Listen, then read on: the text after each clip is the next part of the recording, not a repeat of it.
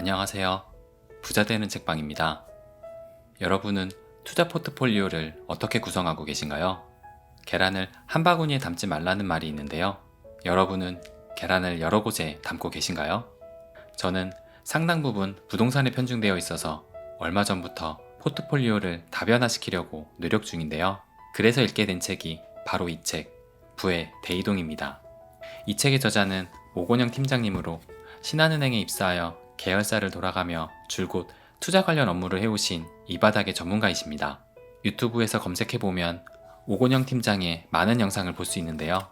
오건영 팀장은 복잡한 경제금융시장에 대해 깊이 있게 설명하면서도 이해하기 쉬운 예시를 들어가며 청중을 주목시키는 힘이 있습니다.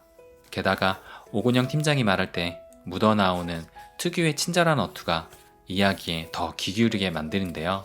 팀장님의 책을 읽으면 구어체로 쓰여진 덕에 그 느낌이 생생히 살아있습니다. 또한 자칫 어려울 수 있는 경제 이야기를 쉬운 예시와 그때 당시의 뉴스 신문을 보여주어 책이 쉽게 읽힙니다. 한마디로 가독성이 좋습니다. 이 책은 저자의 두 번째 책이고요. 첫 번째 책은 환율과 금리로 보는 앞으로 3년 경제전쟁의 미래라는 책을 2019년 작년에 첫 출판하였습니다. 개인적으로는 1편의 책도 아주 좋았어요. 1편의 책에서는 일본의 버블 경제와 잃어버린 20년 이야기, 우리나라의 IMF 이야기, 유럽발 재정위기, 미국과 중국의 무역전쟁 이야기 등을 환율과 금리에 초점을 맞춰 쉽게 설명해 줍니다.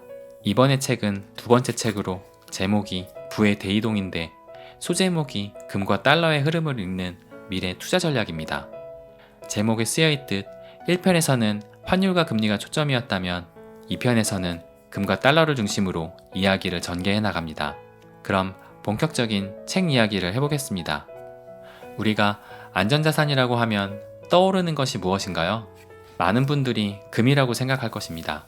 먼저 간단히 금의 역사를 말씀드릴게요. 1970년대 초까지만 해도 세상은 금본위제라는 금이 중심인 사회였습니다. 지금이야 돈을 종이 찍어내듯 찍어내고 있지만 1970년대 초까지는 금을 가지고 있는 만큼만 달러를 발행할 수 있었습니다. 그때까지는 금의 보유량 기준으로 화폐 가치가 정의되었던 것입니다. 그래서 그때는 금값이 딱 정해져 있었습니다. 1온스당 35달러였죠. 참고로 1온스는 7돈이 조금 넘습니다. 그때는 대략 한 돈에 5,500원이 채 안 됐습니다. 그런데 1971년 닉슨 대통령이 금본위제를 폐지한다고 발표하고 그때부터 금 가격은 상승하였고 지금까지 상승해와서 2020년 8월에 최고점인 온스당 2,051달러를 찍습니다. 약 한 돈에 30만원 정도 된 것이죠. 통상 많은 사람들이 위험자산은 주식으로 생각을 하고 안전자산은 금이라고 생각합니다. 금이 정말 안전자산일까요? 이 책은 금은 안전자산이 아니라고 말합니다.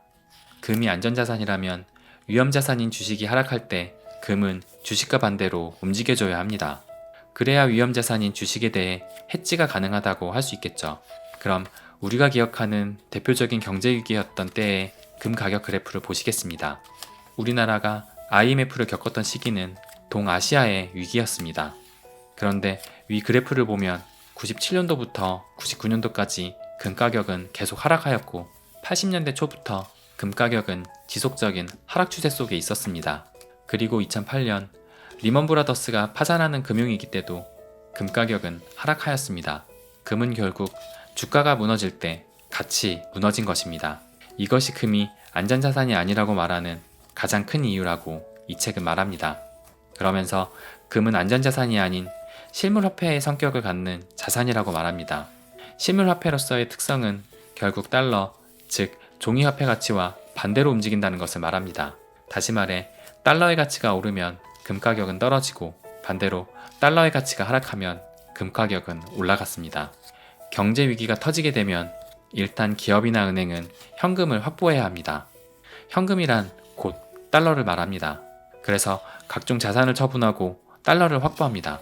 그 처분하는 자산에 주식이 포함되어 주식이 떨어지는 것이고 금도 마찬가지로 처분하고 달러로 바꿔놓는 것입니다. 너도나도 달러를 확보하려고 하니 달러가 부족해지는 만큼 달러의 가치는 상승하게 되고 금 가격은 떨어지게 되는 것입니다. 결국 진정한 안전자산은 금이 아닌 달러라고 말합니다. 그래서 저자는 달러를 포트폴리오 보험 차원으로 접근하라고 이야기합니다. 특정 만기까지 달러를 모으는 것이 아니라 위기가 찾아오는 그 순간까지 달러를 적립식으로 조금씩 사모을 것을 권합니다. 위기는 늘 반복되기 마련이기 때문이죠. 그럼 금은 이제 더 이상 안전자산이 아니라는 것을 알게 되었습니다. 그렇다면 포트폴리오 구성에서 금을 빼야 할까요? 대답은 NO. 금 역시 포트폴리오 구성에서 반드시 포함시켜야 한다고 말합니다. 안전자산이 아니라고 했는데 금을 왜 모아야 할까요? 앞서 말씀드렸다시피 1970년대 초까지만 해도 금 보유량만큼 달러를 발행했습니다. 그런데 금본위제를 폐지한 후부터는 원하는 만큼 달러를 찍어낼 수 있습니다. 실제로 최근 C19 사태로 미국은 무제한 양적 완화를 발표했습니다. C19 이후로 3조 달러라는 어마어마한 달러를 찍어냈고 곧 추가 부양책까지 예정되어 있습니다. 위기가 닥치면 달러를 마구 발행해서 일단은 맞고 보겠다는 것입니다. 그런데 달러를 마구 찍어내면 달러의 가치는 하락합니다. 돈을 풀수록 화폐의 가치가 점점 떨어진다는 얘기입니다.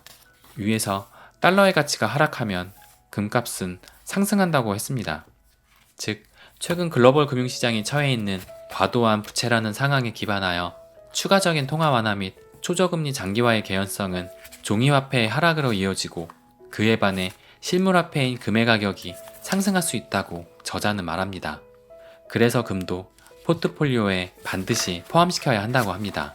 미국 증시가 C19로 급락을 했지만 미국의 무제한 양적 완화의 부양책 이후로 나스닥은 V자 반등을 하고 역대 최고점까지 찍었습니다. 우리나라도 C19로 자영업이 힘들어하고 경기가 살아나질 못하고 있는 반면에 코스피는 2400포인트까지 찍었습니다. 부동산 역시 정부 정책이 쏟아지고 있음에도 쉽사리 고개가 꺾일 줄 모릅니다. 경제는 힘든데 주식을 사기 위해 대기 중인 주식 예탁금이 50조 원이 넘을 정도로 시중에 돈이 넘쳐납니다. 주식과 부동산 가격이 비이상적으로 오른다기보다 계속 찍어대는 돈 때문에 화폐의 가치가 떨어지고 그에 반해 자산의 가격이 상승하고 있다고 생각하는 것이 더 맞다고 보여집니다. 결론입니다. 달러 투자는 포트폴리오의 보험 컨셉으로 접근해서 적립식으로 꾸준히 살 것을 추천하고 금 투자는 화폐 가치의 하락으로부터 내 투자 포트폴리오를 지킬 수 있는 자산으로 접근하라는 것입니다. 여러분의 투자 포트폴리오에는 달러와 금이 포함되어 있나요? 대부분의 사람들이 주식 혹은 부동산으로 구성되어 있을 것이라고 생각됩니다. 앞으로 경제 상황이 어떻게 될지는 아무도 모를 것입니다. 기하급수적으로 늘어나는 국가 및 가계부채 증가로 불확실성이 점차 커지는 만큼 내 자산을 지키기 위한 포트폴리오 구성을 점검해야 할 시기인 것 같습니다. 그럼 이 책의 마지막 부분을 읽어드리며 리뷰를 마치겠습니다.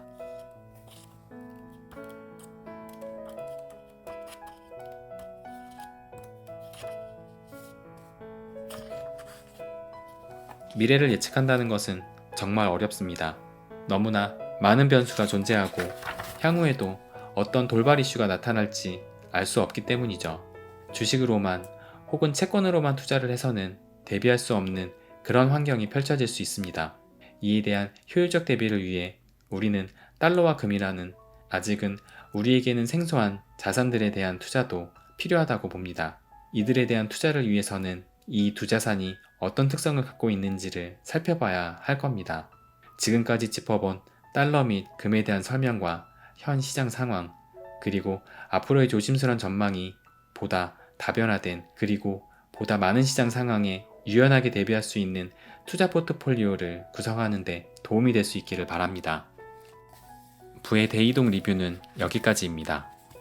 이 책으로 여러분도 투자 포트폴리오를 꼭 한번 점검해 보시기 바랍니다.